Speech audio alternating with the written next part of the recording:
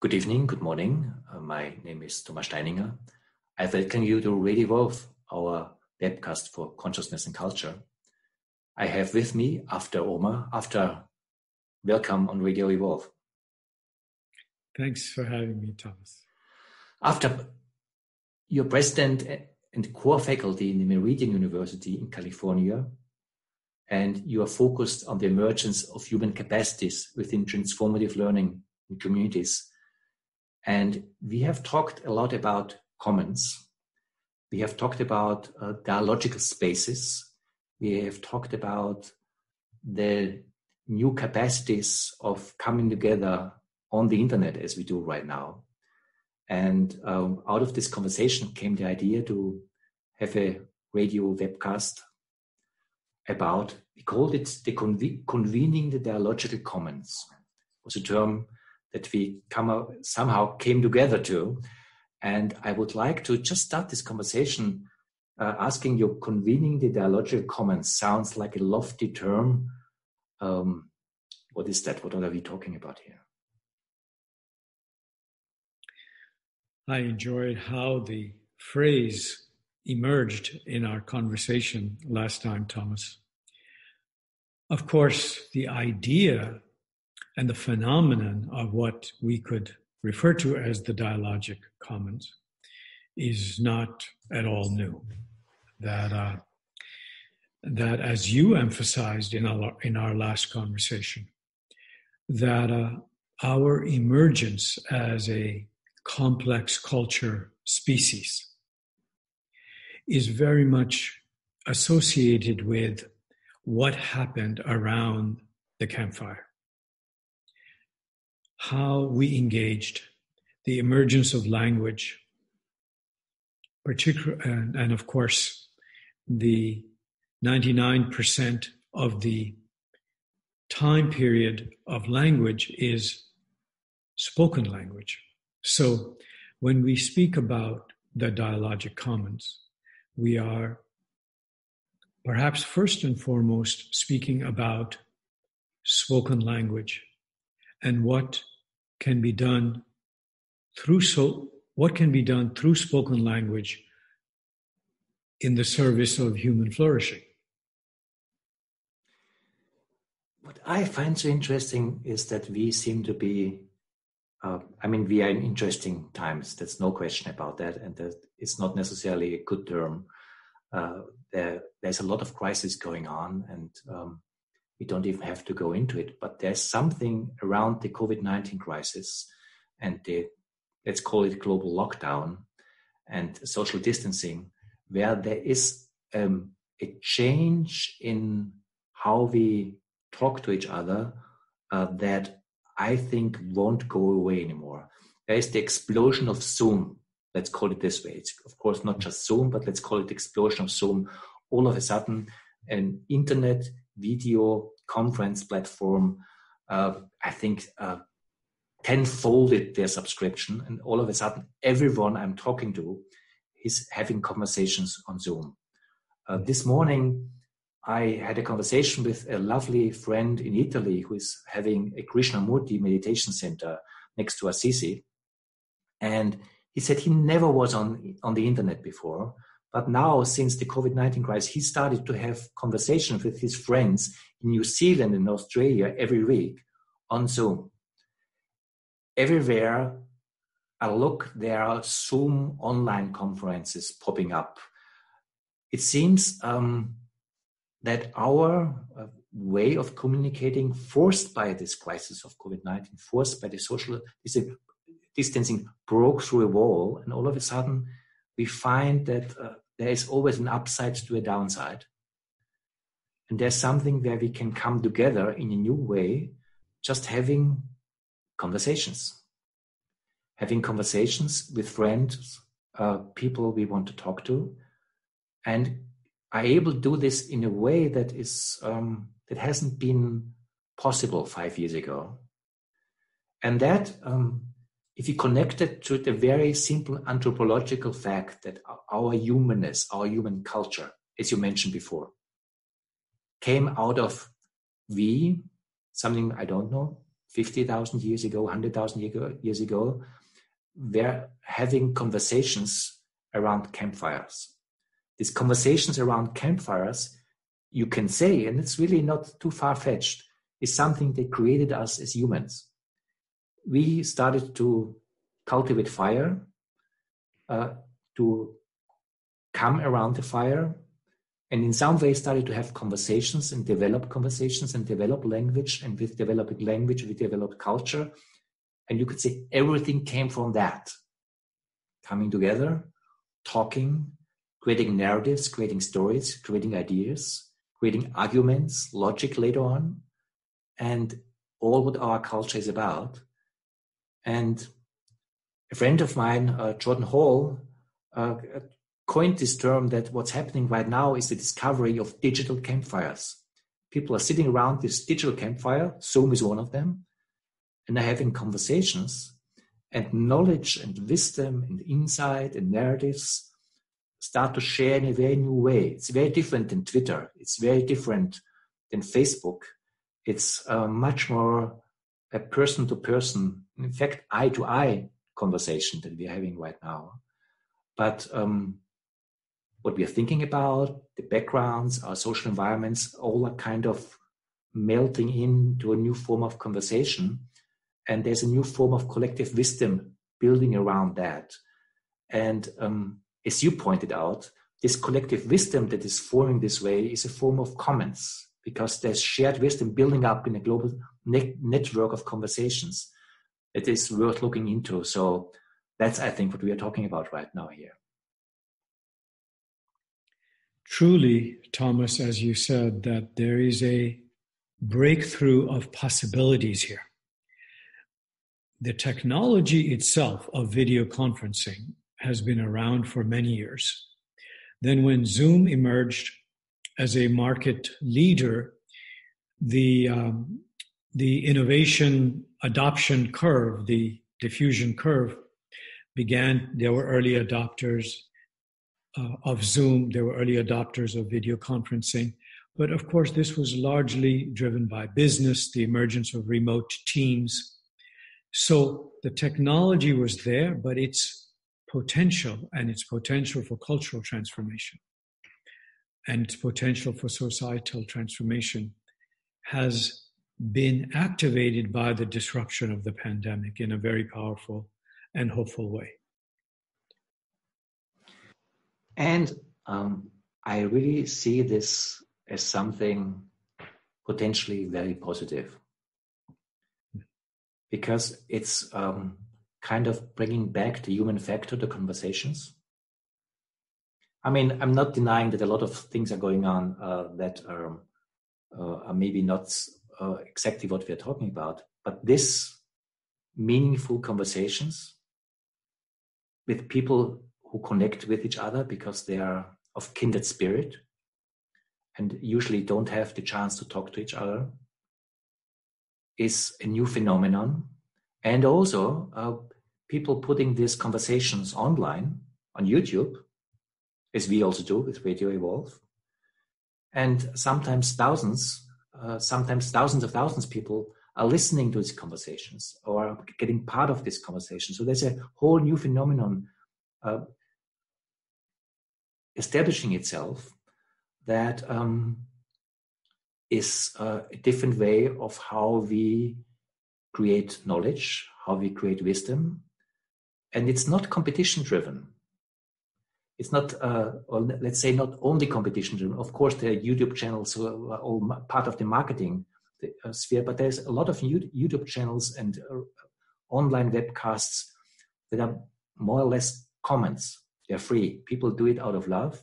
People put it online out of love, and people are listening it, sharing it, and participating in the conversation out of interest. And this is not just happening in little villages. It's not happening just in little counties somewhere. And it's not happening in a cafe in the city. It's happening in the noosphere of this globe. And I think it has the potential to create a new form of global sense making and a new kind of collective finding out who we want to be, the kind of society that we want to create, the kind of culture that we want to have. So I find this something very interesting. And the power of what you're describing only intensifies as we develop further in our dialogic capability. Writing is only 5,000 years old. So if we take 200,000 years as the marker of our cultural evolution as Homo sapiens sapiens, twice wise, then writing is only 2.5% of our cultural evolution. And what we have been refining as a species for 200,000 years is the powers of speech. And of course, the associated corresponding powers of listening.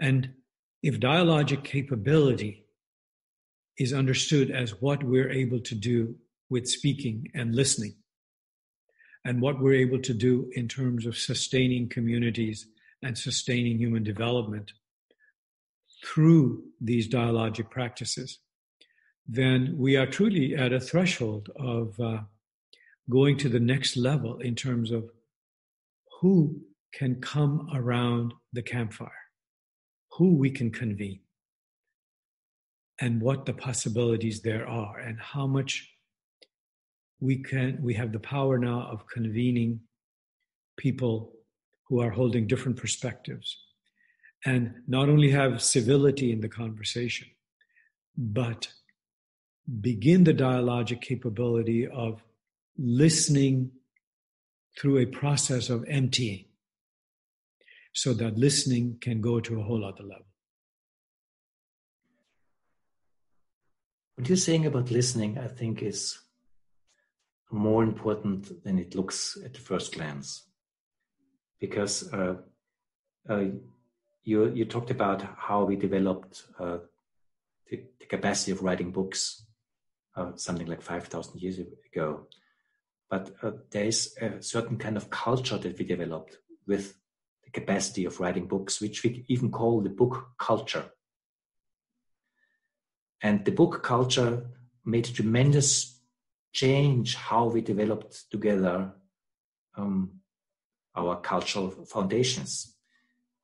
Exactly that. It was not around campfires in small groups talking to each other, but someone or a group of people, but usually someone, basically writing wisdom down in voluminous books in the end. And these books handed over. And at some point, the holy book was the DNA of our culture. It's certainly true for Christianity. It's certainly true for Islam, but it's also true for the Vedantic culture, that what made our culture culture was held in written form, and reading it and writing was something that's more done in solitude. It's very different than being here with you and being what we call a dialogue, which is not just my thoughts, my whatever, but it's a back and forth, it's a flow that lives out of listening, emergence, and in some way it's a renewal of something that I assume was the foundation of cultural development before we started writing, and which we regain in a new way right now. And we will see, definitely will have also its shadow sides and its downsides. I have no doubt about that.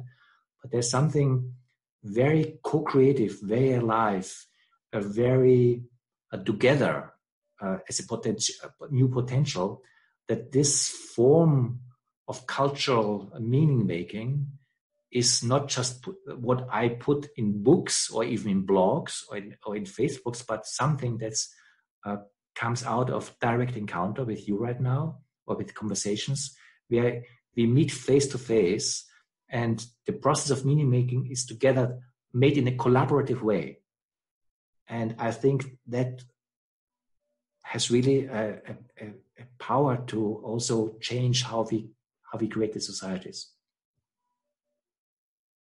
Truly. Each threshold, each breakthrough in communications technology has been a great disruptor. We could begin with writing, the printing press, television, social media. Each major emergence of communications technology has opened positive and negative possibilities. Television was one way. The printing press was one way. In some ways, writing was one way for centuries, but even now, if we look at literacy worldwide, we could say writing is also one way. But video conferencing emerges, doesn't take hold that much beyond growing use in business and professions. But now, as you were suggesting earlier, with the pandemic, the possibilities of connecting through video conferencing and the way we can link up across long distances and face-to-face, and even in some ways more face-to-face than usually. Because if we're sitting in a group of 30 or 100 people, we are actually not as intimately attuned to each other's faces and how we're able to sense the other's experience, how we're affecting others through the intimacy of video conferencing.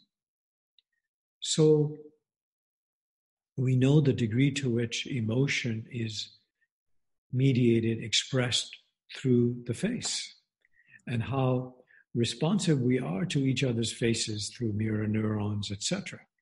So the whole neurobiology of emotion and its central articulation through facial expression becomes relevant here. And then to circle back to listening, dialogic practice as the practice through which listening develops. And likely, listening also develops in leaps, like other kinds of development. And I think one of these leaps we're experiencing right now, also because, again, we were forced to, because COVID-19 somehow forced us as a culture to go online and just do it. And again, I hear from a lot of people that they never would have done it first because they kind of don't like it. And second, that they never would have thought that one can really meet online. There's something that I started to call the computer hypnosis. That usually, because we're so used already as a culture to be with one's laptop and to do my thing with my laptop and even to watch video on my laptop. But it's a certain mental state I'm in, watching, doing my stuff, watching YouTube videos. It's my private sphere, and I'm basically with me and my technology. That when I go on in a video conference, it's hard to get out of this mental sphere. Or what I'm really aware of is the things I'm usually aware of, my computer, the technology, and it's hard to not objectify you as being some kind of YouTube video that happens to talk back. But because we're forced to kind of go beyond this, the hypnosis starts to get broken open. And I even would say to the degree that more and more of us learn that technology is secondary. It helps us, but the conversation more and more, I don't care about the computer. I don't care that you are literally 1,000 miles physically apart for myself. I am with my real experience that I'm with here right now together for real. That's why I also started to say virtual meeting is a misnomer, because you're not virtual, I'm not virtual, and we are meeting for real. That is helped by technology, that's true, but it's completely secondary. To accept and let in also the realness of this conversation breaks through a spell. And that something is possible that I just find tremendously powerful. And then to be able to have a conversation and also relearn as a culture the art of conversation, of listening, is something that I think we should collectively lean into, because it's, if I may say so, a new technology that can be very wholesome for our society. We become real to each other, perhaps even to ourselves, through sharing worlds. That what you were describing earlier as a hypnotic trance of the computer, where the computer serving to further isolate us into a mental world. Mm. So, but as has been said, we inhabit life worlds, Lebenswelt, as so we are able to share worlds in a whole different way now. And the better we listen, the deeper our experience of each other and ourselves as real and real in this moment. Even the way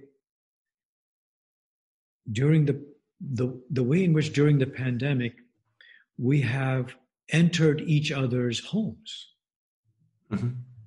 Which is our life world, our Lebenswelt.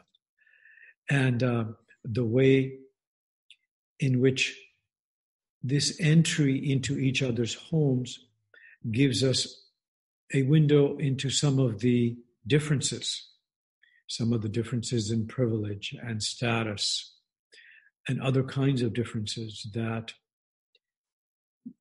get trivialized or disavowed. We now are in a place where we can engage. And the more we recognize and engage these differences, the more we become real to each other. Just as a point in case of what you're describing right now, I want to share a story. An online meeting that we organized just a couple of days ago. In fact, it was part of the Integral European Conference that was supposed to happen in Hungary, but because of COVID-19 was not able to happen. And in fact, I had a couple of conversations with Ben Ziganti, the main organizer, and out of this conversation, also the idea was born to really try it online. And I think they had a tremendous success doing that, having an online integral conference.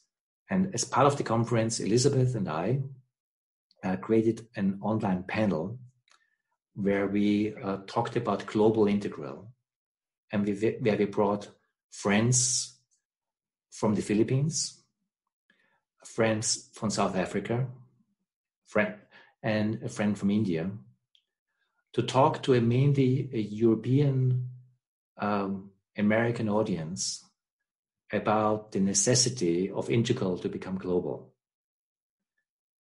and how even something like the integral theory, let's say, has a strong Western, you may even say, American bias in it, and that people from the global South feel that integral means getting integrated into a Western context, and that this is maybe not what global integral really could be about. And what was so powerful, that this was a real conversation of cultures.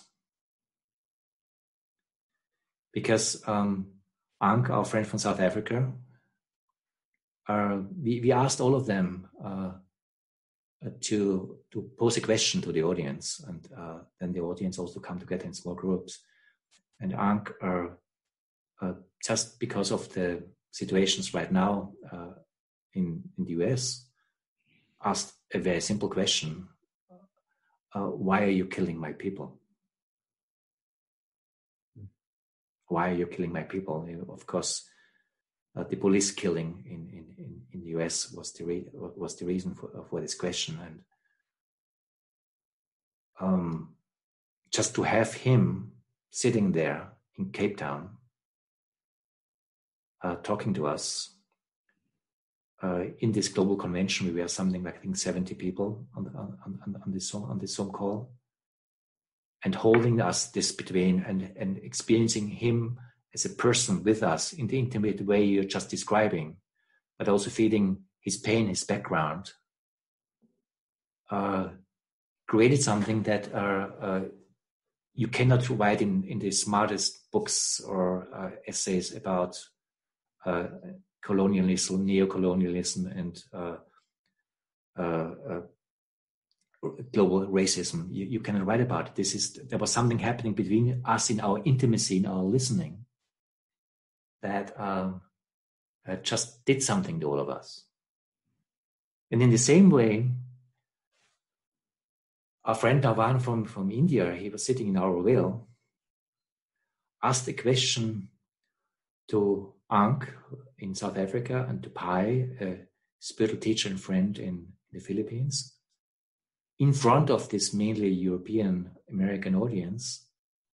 He asked the two others, so how can we talk about this without othering the white people? So to have people from the global south talking to each other in front of European people, also how we can talk about these neo-colonial realities without, on the other side, othering the Westerner whites in the same way, was again a very intimate moment. So this was only possible because we came together in real time, in a real meeting, on a global scale, and somehow, to some degree, the world was talking with each other. It was not just personal meeting. Of course, it was very personal, but all cultures, all perspectives were meeting. And this is something that I have never experienced in this way before. And it's possible because of this technology. Yes. Yes. What a beautiful, compelling example you have described of not only perspective sharing, but world sharing, which in some ways is more difficult to do and requires a more complex way of speaking, so that when Ankh says, "Why are you killing my people?" it is not this is not descriptive speech. It is expressive speech. And it is expressive speech utilized with a certain rhetoric capability on his part. I mean, of course, rhetoric in a positive sense. Not in the sense of not being sincere or authentic, but for achieving another threshold of connection through the expressive speech.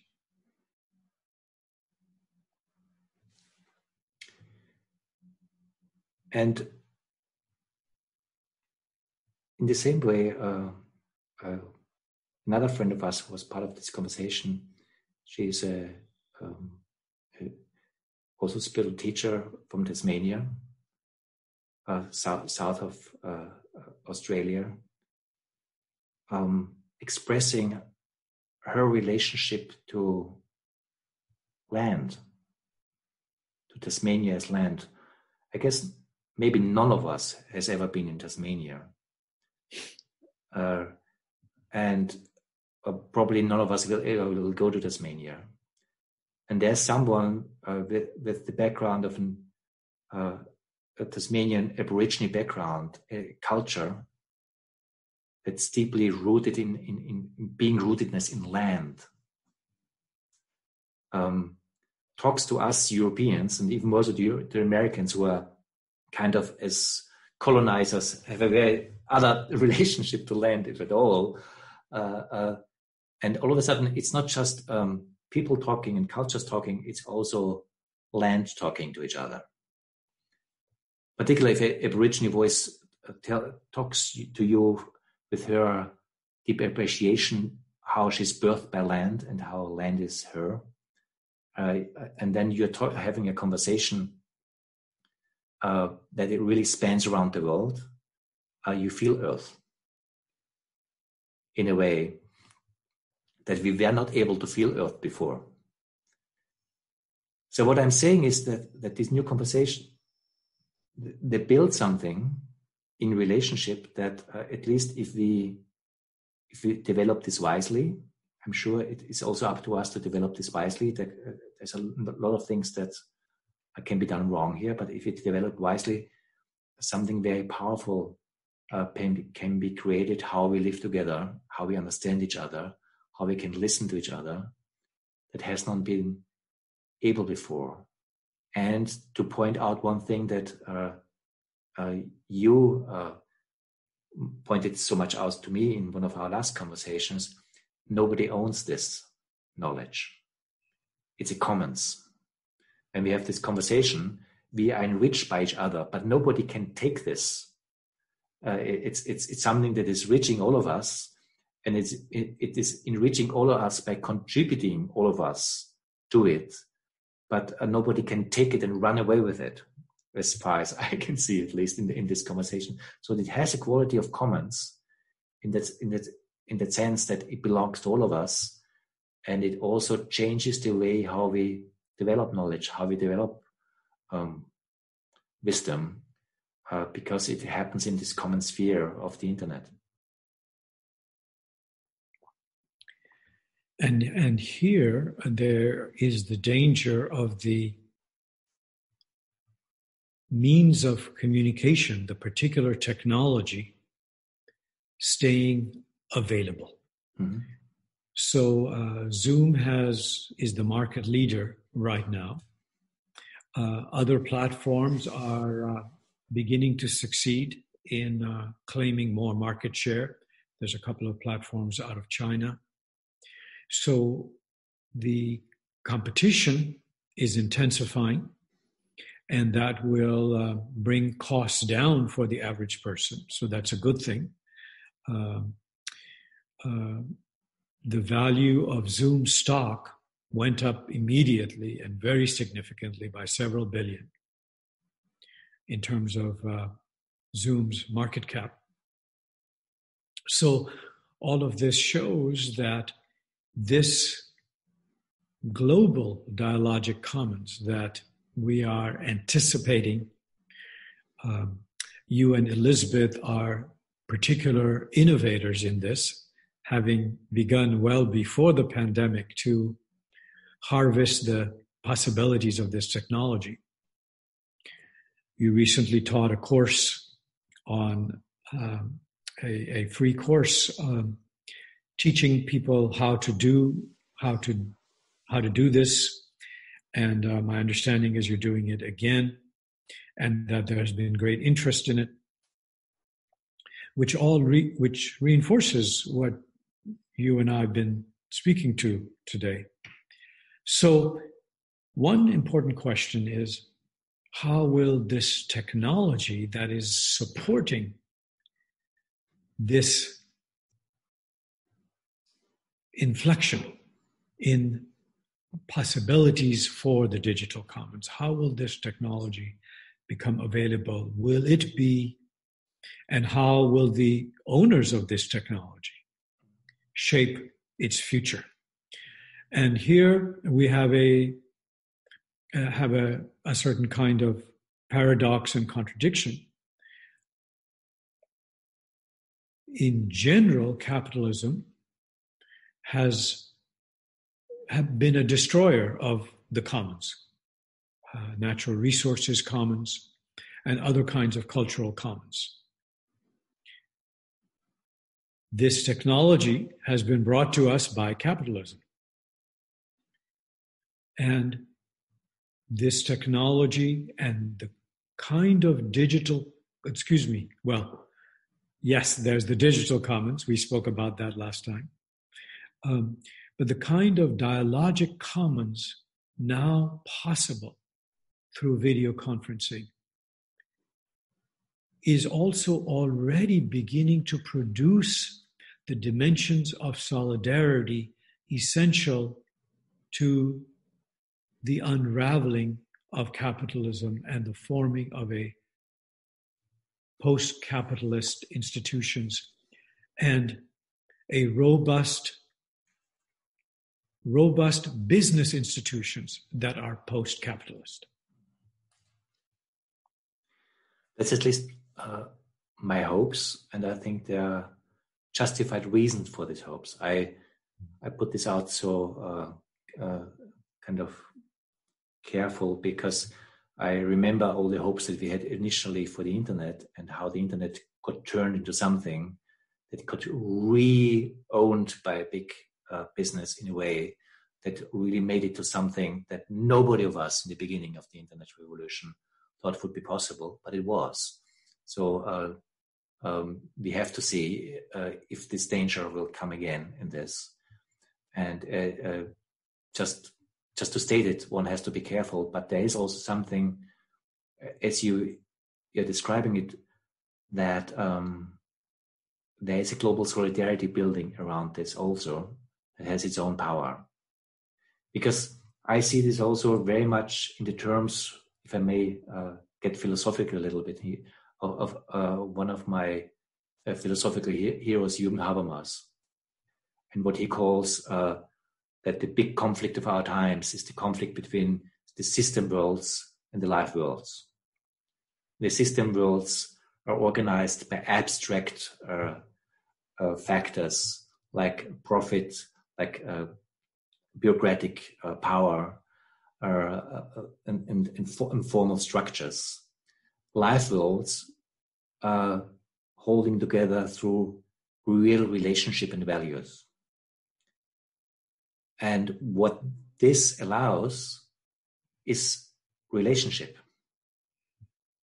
What I described with you to you about this conference, the Integral European Conference with our friends from Tasmania, South Africa, Philippines, India, that created relationship.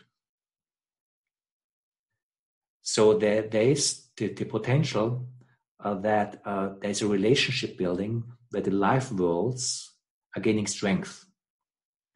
Because Habermas said what we're experiencing is the colonization of the life worlds through the system worlds. And what he's describing is we need to counteract, to gain back the system worlds to the life worlds. So I see this, what we're doing right now, as a chance to introduce life worlds to the digital spheres in a way that we have never done before, and create a global network of relationships that can hold our global solidarity in a way where we meet person to person, community to community, culture to culture, in a way that is not mediated through big media or through algorithms, but is held by one-to-one, face-to-face, group-to-group relationships. Well said. Human cultures, human communities have known forever the power of communicative action. And we understand, thanks to Habermas, we understand communicative action even better now in terms of the distortions of modernity. So we are reclaiming the power of communicative action at a whole other octave now. So the statement, all talk and no action, that statement can be recognized as failing to understand the powers of speech, and particularly the powers of expressive speech. Mm-hmm. That writing lends itself more to descriptive, reflective, and interpretive statements. But speech, orality, and relationally engaging with these interweaving life worlds. Now we come to a whole other music in communicative action.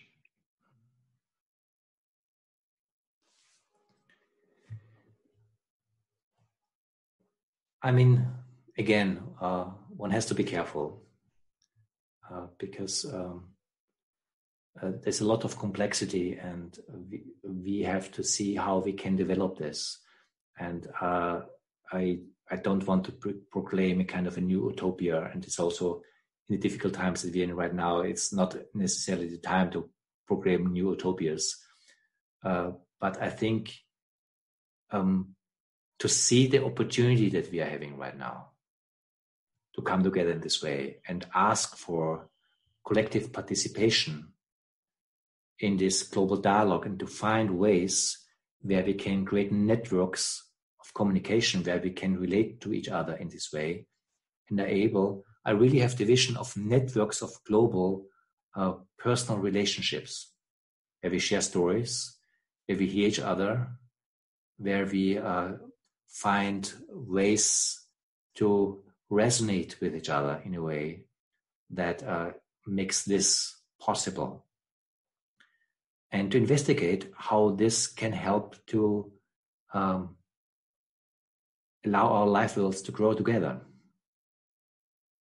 and to allow to create mutual understanding in this, and not the distance of the written culture, and the distance also of media one-way culture, and also not the algorithmic kind of attention-grabbing culture that we experience with Facebook and Twitter. That this is not algorithmic, what we are doing here. This is held by human-to-human, heart-to-heart, mind-to-mind relationship. That the reason why we are having this conversation, excuse me, from the west coast of the US to Central Europe is because there's human resonance. And to develop this culture of friendship around, I think, is something that can make a difference. Profoundly so. Prior to modernity, human communities are functioning based on what we could broadly refer to as friendship or conviviality. Mm-hmm. Or another term that's been used is communitas. Mm-hmm. Modernity begins to replace those ways of meeting human needs with the institutions of modern society. So this is a profound possible turning point. And as you said, we need to stay aware of all the dystopian possibilities as well as the human flourishing possibilities. Mm-hmm. We already see the dystopian dynamic underway in terms of the rise of various styles of fascism. Mm-hmm. Philippines, the US, Poland, Hungary, and so on, India. So we know this is to be true of any technology, and this will be true also of video technology, that it can be used to do harm. Will and now especially with large gatherings being dangerous, there's a question of will some kind of very large scale use of Zoom and other video conferencing technologies be put to use for essentially authoritarian purposes, to deepen divisions, to incite riots.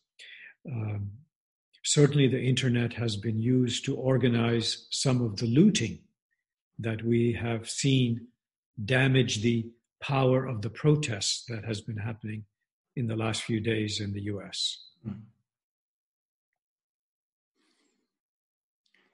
No, I think we have to be aware of all of this, and at the same time, I think we also have to be aware of the openings that we're experiencing with having this. That there is a new sphere, and I really think also about Tyler Desjardins' description of the noosphere as being a human sphere, that I think was never as close a human sphere as it has the chance to become right now, to hold this, and also human heart, human connection, human wisdom, weaving together. And this weaving together of human heart, of human knowledge, of human relationship, is also what you called the convening of the Dialogical Commons. And to see this and also to appreciate that, and to not miss the opportunity that we have here. And it's also dependent on us to make something out of it. So this is also, in that sense, for everyone listening to this, a call to action to find his or her own ways to start this weaving in local communities, in global communities, in local communities, however, because there's something possible that we should try to find out how this can be of use for our human aspirations. And Thomas, in terms of our dialogic practice, yours and mine, in the last hour or so, I'm appreciating how questions have not been necessary.